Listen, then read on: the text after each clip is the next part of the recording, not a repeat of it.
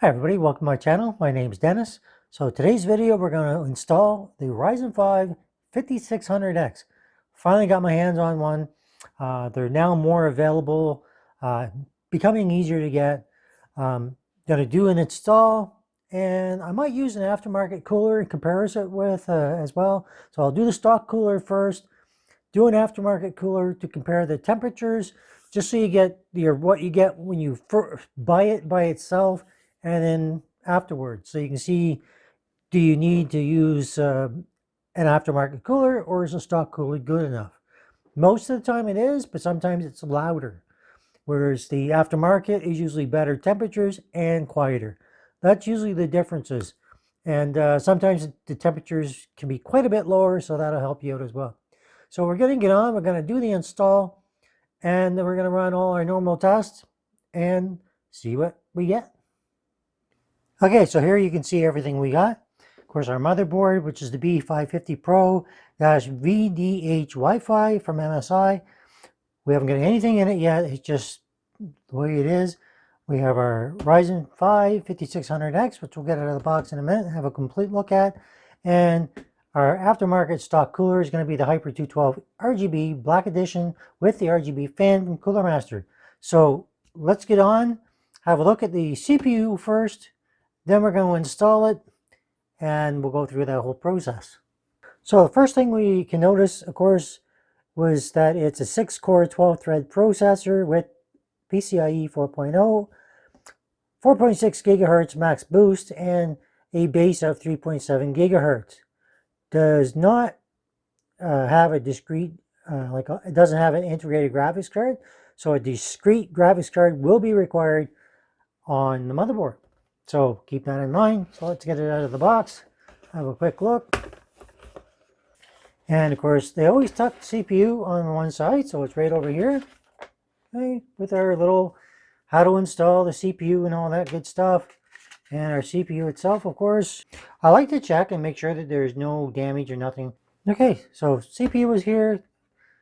Little booklet that tells you how to install it. And of course, this is going to be our cooler. So that's going to be our stock cooler that we get with it. I don't think there's anything else. Nope. So just the box. And a little pad. So nothing there. And of course, there's a little thing here that tells you a little bit about the product. Alright, so it says AMD Ryzen 5000 series desktop processor for AMD socket AM4 motherboards may require a BIOS update. So as it turns out, I did not update the BIOS on this motherboard. So that might just be part of the video. So stay tuned and have a look, because I may have to do that. But I'm going to put it in first anyway with the stock cooler, because I want to see if the board needs to have a BIOS update, because maybe it doesn't. And then at least you'll know. That doesn't mean every motherboard will just out of the box work with the 5000 series CPUs, because they don't all. I've had that experience already. In fact, most of them I don't think will. And if we have to update the BIOS, well, that'll be something I can show you. So the cooler, of course, nothing fancy about it. It's pretty standard. It does come pre-applied with thermal paste, just in case you're wondering. All right, so this protective. And this layer here, you can tell it's shiny, that is your thermal paste, already pre-applied. You have your legs here that are going to go in, they're going to screw on. Oh, let's make sure it's in there right. Grab it back over. And of course, we'll get that off so you can have a look at it. Just standard fan, no big thing. And of course, you have your 4-pin PWM for the fan. All right. That's it. That's all that's in the box. Let's get on. Let's do the install and find out if it works out of the box with the motherboard that we've chosen. So one more thing I wanted to mention is that your CPU also has a 35 megabyte cache. All right. And it, of course, is an unlocked processor. Okay. So the first thing we have to do is, with this stock cooler, we don't need these brackets. Okay. We only need these brackets when you're latching onto these hooks right here. So one here and there. When you're not using those, undo the screws. Okay. Take them out. You do have a back plate. So I'm going to show you that real quick here, just to give you an idea what I'm talking about. Okay. So this is held on by these 4 screws. All right. On the back here. That will come loose once we take these screws out, because that's what's holding it in place. All right, so let's get on, take that out. Very simple to install an AMD processor most of the time. Biggest issue you're going to run into, of course, is when you have a BIOS that's not compatible for a updated CPU, which could happen in this case. I'm hoping it will not, but we'll find out real quick once we put it in. Once we boot it up, that's when you'll know. Okay, if it just comes on and all the lights come on but nothing happens, that's probably your problem. So just keep that in mind. Okay, now if you're interested in this motherboard, I did a review on it already. I'll put a link in the description so that you know what I'm talking about. Okay, our brackets are off. Now the box is holding the bracket in place. If I was to lift that up, it would fall down. And this is where everything is going to go. But first, we're going to insert our CPU. Okay, so very simple. On this corner, now they could make it bigger, but it's very hard to notice sometimes. What they do now, instead of the triangle, which is very difficult to see, they have this little white indicator. Okay, so that indicator is telling you this corner is where the triangle is going to be located. So this is where it's going to go on here. First thing we do is take this little arm, pull it out, and lift it up. Okay, that releases it. Okay, let's get our CPU out. Okay, so just a matter of doing this here. Be very careful. If you drop it, I mean, these things are not cheap. Okay, you've got a little indicator so you can get your fingers in there without touching anything. All right, and we orientate it. Another tip is the way the writing is going is the way you can put it in. So it'll go in just like that. You don't even have to look for the triangle, quite honest. But the triangle is down here in the corner. You can kind of see it, but it's pretty small. Line it up, put it on, and you'll see it just goes in just as simple as that. Hold your motherboard just a little bit, but bring this arm down. Okay, it'll go underneath that little tab here, and that's it. CPU's installed. Now we're just going to put on our CPU cooler, and hopefully everything will be okay. So, as I said, stock cooler is already pre-applied with thermal paste. You want to take this logo, have it away from your memory. So, orient it this way. That will give you more memory clearance in case you want to use like 4 sticks or whatever. So, line it up with your holes. Okay, so it's going to go on like that. So basically, we're ready to start screwing it into our back plate. Now, one thing I always mention is one of them is going to be at the wrong height. So keep that in mind. Just hold it in place like this and start screwing it in a little at a time. And I like to go diagonal. Just a little bit. Don't want to go too far. I might have already gone too far, but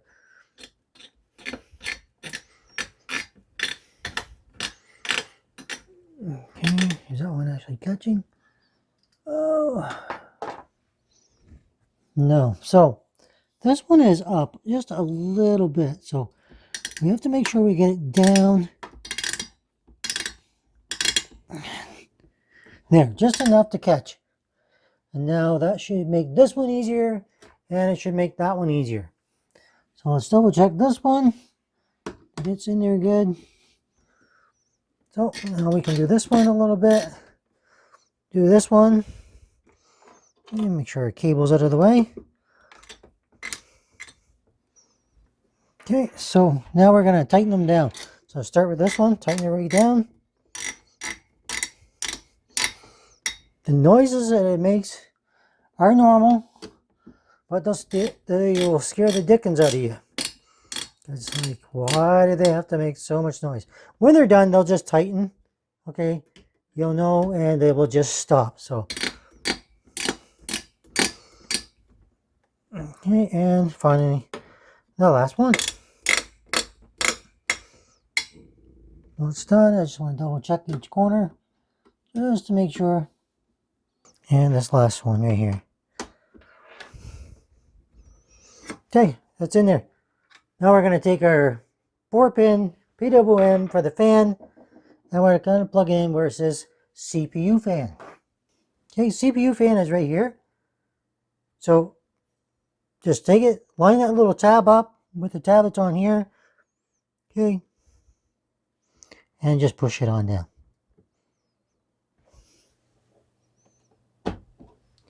And see, I got a little twist here. That's it. So that is your CPU cooler installed. We're ready to go. So I'm going to put the memory in. I'm going to power it up and we'll see what we get. And of course, there's a graphics card because it won't work without it. Okay, so what I've done so far is I put my graphics card in. I connected the power. I put in the memory and that's pretty much it. So graphics card, memory, power, keyboard, and mouse are hooked up. So we're going to start it up, see what happens, and see if we can get a boot screen. So here we go. Okay, so starting up, let's get start. I see lights on our memory.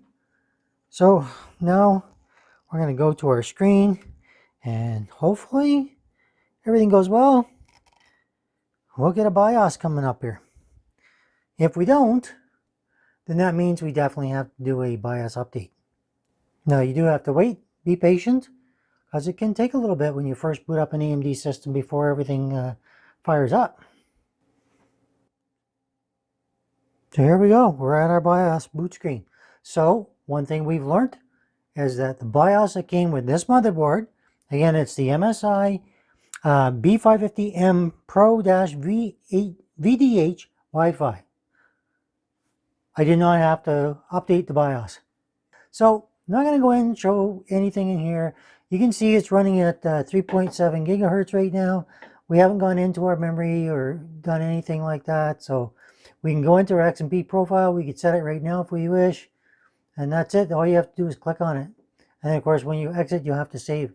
So now we're going to start. We're going to run some tests and show you all the boot temperatures and everything. Right now, you can see the CPU core temperatures at 35, motherboards at 28, V-core is running at 1.238 volts, and DDR voltage at 1.200.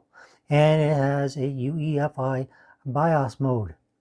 All right, BIOS build now was the 12th of, I believe it's 12th of April, or unless it's the 4th of December. I never know which way to go here. 2020. So maybe they started doing some of their motherboards, updating them. But let's run some tests. Let's do some gaming. Let's do a bunch of checks and make sure that everything is going to work properly. Okay, so I've got HW Info 64 up and running and a Cinebench up and running. I'm probably going to have to bring this back up again one more time. Temperature in the room right now is about 23 degrees.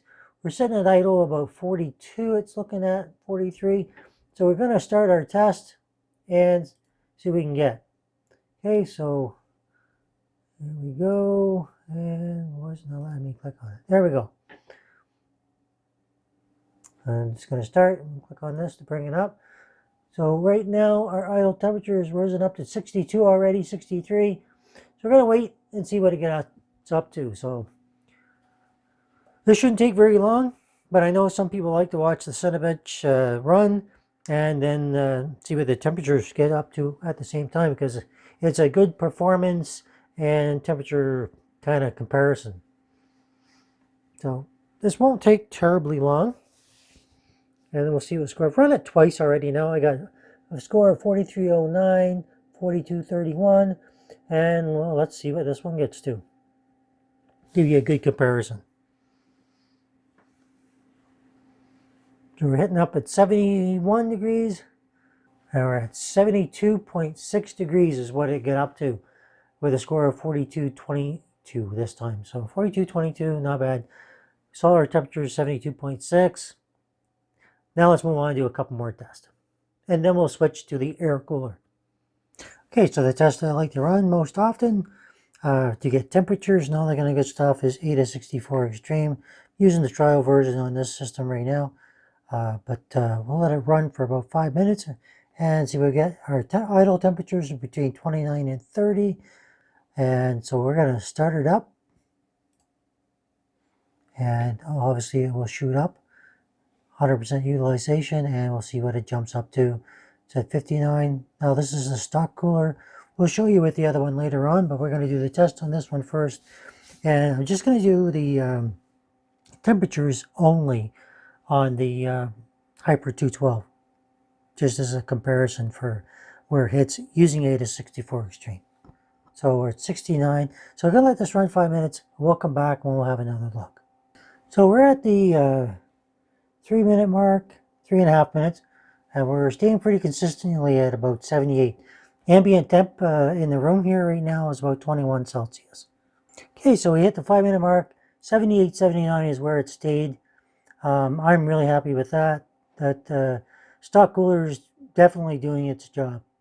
Okay, so our final test is going to be 3D mark using the stock cooler, and let's go ahead and do it. Okay, so 2106, or rather, so 2109 is our score, average of 2293 and best 2420 as a comparison result online. Yeah, so CPU score 8125 and graphics of 1866. I'm only running a GTX 950. So I'll just show you that every test I've done on here so far has been with that. So it doesn't take a whole lot. So if you can't get your hands on the newest, greatest, don't worry about it. Just whatever you got will be fine. Okay, so this is a little bit more information. Some people like to see this, some people don't care. All right, I'm going to show you all the different stuff here. Temperatures, all that kind of good stuff. And that's it. So let's put an air cooler on and run the same test. Okay, so for those of you that have never seen the Hyper 212 RGB Black Edition, this is it right here. You can see it's all lit up. I don't have anything synchronized yet because I don't have the software for it installed yet, but I can do that at any time. Big thing here is just making sure that it's going to lower our temps. So if you want to know how that's installed, I've done like 2 different videos on a couple different types. Both they're exact same the way they install. Very simple, very easy. So I didn't bother wasting time here. So let's get right on to testing the temps. Okay, so AIDA64 Extreme, we saw our idle temperatures between 33 and 35 with 100% utilization. It's showing 39. And our temperature never really went above, let me see here, about 66, 67, I think it is. So not bad. We're going on about 7 minutes here, I guess now. And it stayed right around 65 degrees for the most part. Shoots up a couple degrees every now and then, but stays rock solid in the 60s. So that's going to make about a 10-degree difference for most people. And that can make all the difference depending on what you're doing. So let's go Cinebench next, do that, and see what we get with temps and see what we get for a score. Okay, so let's start our Cinebench run using this CPU cooler and see what difference, if any, it makes. We just have to click over back on our temps over here. We're already getting up to 57, and we'll see how we get. We'll see what happens.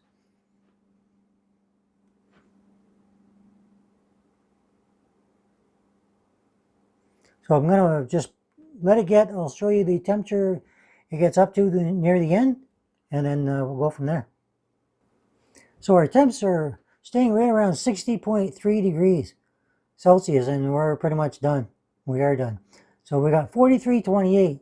So that's a increase a little bit of our previous score, so not bad. And of course, keeping our temps down low is always beneficial. Okay, so we're going to run 3D Mark Time Spy demo. It's going to run 2 or 3 tests, and then we'll see what we get as a score at the end. So I'm just going to let it run, and we'll see what our comparison is with before. Okay, so our result come up 2110, average is 2284, and of course somebody did the best of 2420. So pretty happy with that considering we were using a GTX 950. So graphics score of 1866, again based off the GPU being fairly old and not being able to get a newer one. And CPU score of 8232. Now one thing I didn't show you last time, so let's just scroll down here a little bit. There's our temps of where it got. So I have 52 for the GPU and 48 for the CPU. So certainly not stressing CPU anything too much on this, but it gives you a kind of a comparison with the stock cooler. Okay, a couple things to point out, like I already mentioned, is GTX 950, so an older graphics card, but what can you do these days? The Hyper 212 RGB Black Edition CPU cooler, which has obviously made a difference. Our Corsair Vengeance Pro RGB memory for a total of 32 gigabyte, running at 3200 megahertz.